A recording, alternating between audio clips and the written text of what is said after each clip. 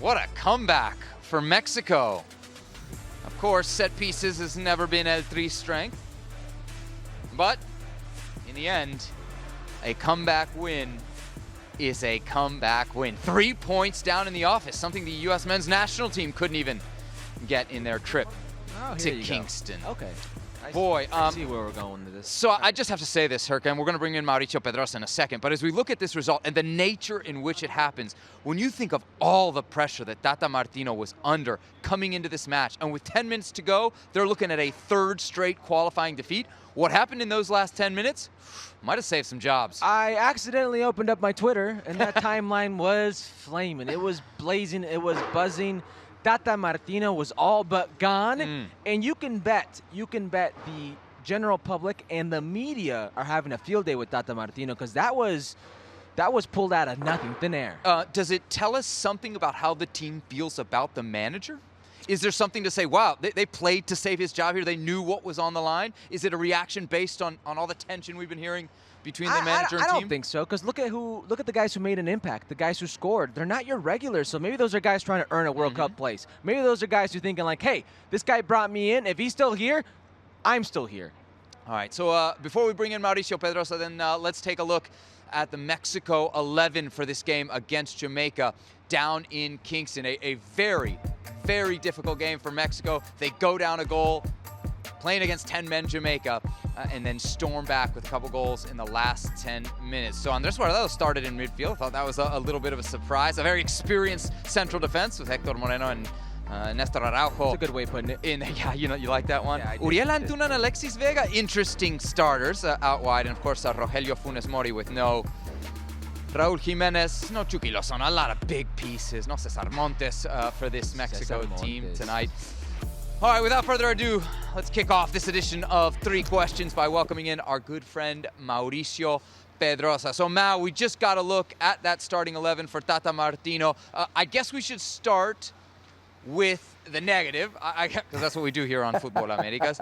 So what was the biggest problem for Tata Martino tonight until the 80th minute? Well, guys, I think Tata Martino underestimated the Jamaican team, or probably overestimated what that starting 11 he thought was able to do, because Mexico was completely inoperant when you consider how he thought the team should have played. And there were many problems along the first half. When the game was 11v11, it was actually sort of an even game. Yes, Mexico created a lot of chances, but I would say once Jamaica saw that red card and they had to play 50-plus minutes with 10 men, they just got tired of chasing the ball and chasing the Mexican players. Once Tata Martino brought in fresh legs, Diego Lainez, Sebi, Diego Lainez played great, man. I thought of you all along the second half because Diego Lainez was, again, a difference maker. But Tecatito Corona and Alexis Vega, who was actually really good during the game. Once those fresh legs were there,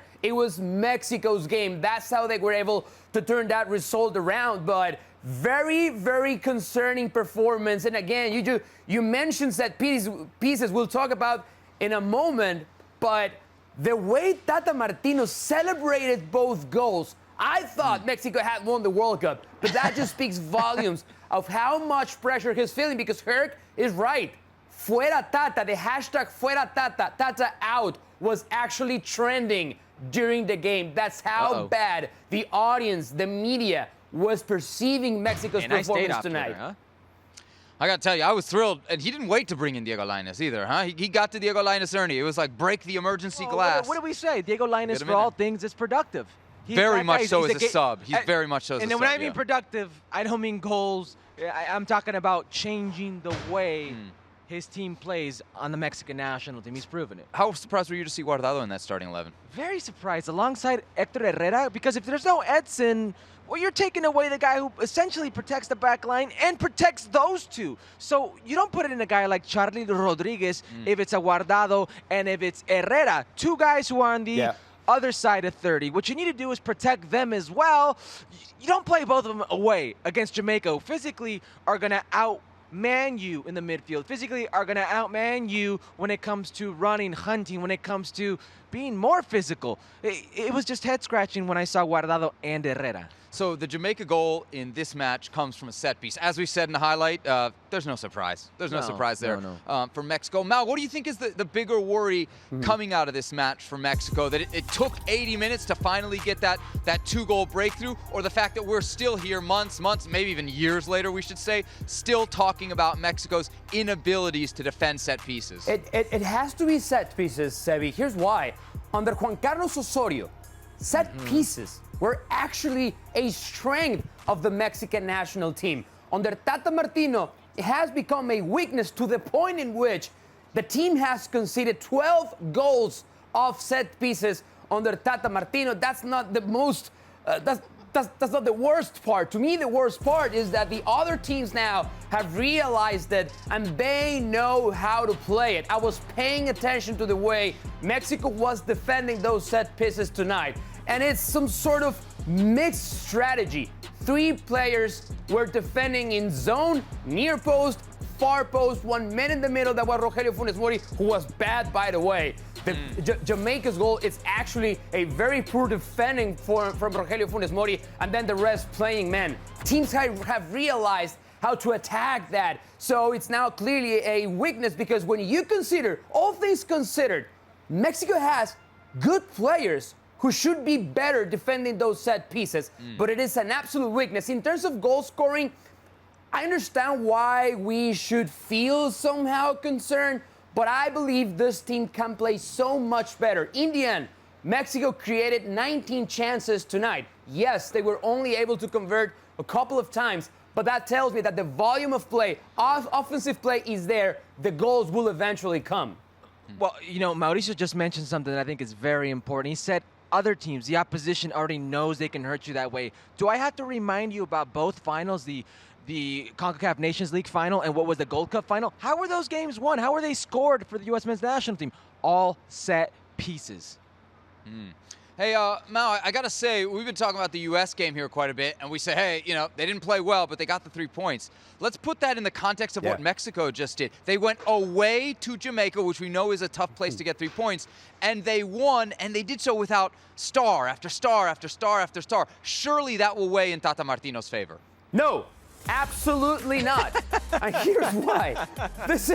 This is a very poor Jamaican team. Number one, they have been a huge disappointment. I think before the octagonal started, we all thought, hey, Jamaica might be the team that no one's taking into account that can make actually the run and qualify for the World Cup. Far from true. They have been horrible. They have not been great. Wow, they played with 10 men for like the whole second half. That was my next point, Herc. And they were playing with 10 men. With 10 men, they took the lead, and then they were able to hold on to that result for 80-plus minutes. So, no, I think we do have to question why Mexico had to wait till the 82nd minute to score the equalizer and then to finally turn the result around. But I find no comfort in saying that, oh, yes, we played away. Yes, it was Jamaica. Yes, you got 3 points. We should be celebrating.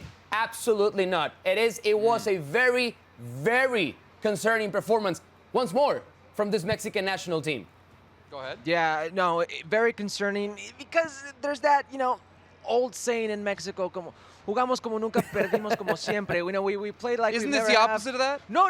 This is what I'm saying, but you're supposed to win this, right? If you're playing against a 10-man Jamaica team, you're supposed to win. It just felt like a little bit of the same. And Mal's right. With the type of star power, that Mexico has, you expect more of a dominating performance. We just sat here and you just killed the U.S. men's national team for winning 1-0 against 11 men who are very disciplined. You can't tell me. Please, who are 7th. You can't tell me. We've won 1 out of 8 games. You can't tell me that you feel good about hearing that Mexico, with a man up, going away in CONCACAF and winning 3 points, yeah, I feel good about it. For a man up. Yeah, I feel good about it without Edson, without Chucky, without Tata, Raul. You can't tell me Tata should feel good about it. You can't tell me you shouldn't be questioned. Come on. Sebi, That's a blessing if Tecatito doesn't start. All the stars didn't play. Go ahead, Mal. I want to stop you right there. And I'm always, listen, man, when it is about debating with Herc and trying to make Herc You're look bad, always on my side.